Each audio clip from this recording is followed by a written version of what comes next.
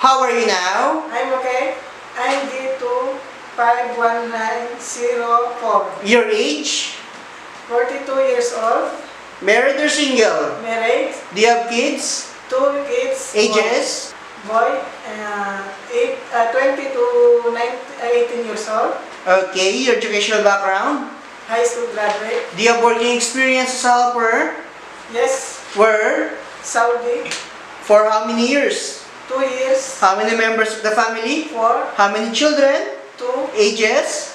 2 years old and 11 months. Okay, your household chores in Saudi Arabia? I'm cooking. I wash and iron and take care of baby. Okay, do you know how to cook Chinese food?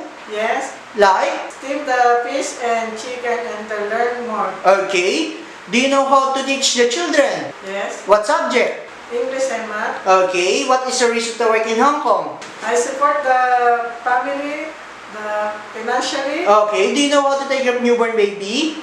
Yes. Do you have any nursery rhyme?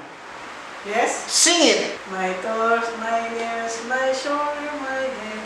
My toes, my ears, my shoulder, my head. My toes, my ears, my shoulder, my head.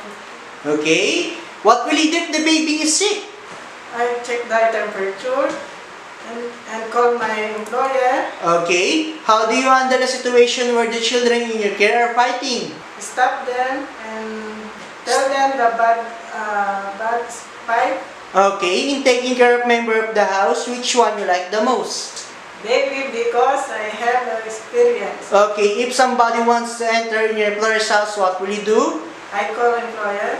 Okay, which part of your employer's house should be kept clean at all times? Kitchen and toilet. Prevent the bacteria. What will you do if your employer give instructions that you don't understand? I collect ask clarification. Okay. What will you do if you accidentally damage something in your employer's house? I call my employer and apologize. Okay, are you afraid of dogs? Yes.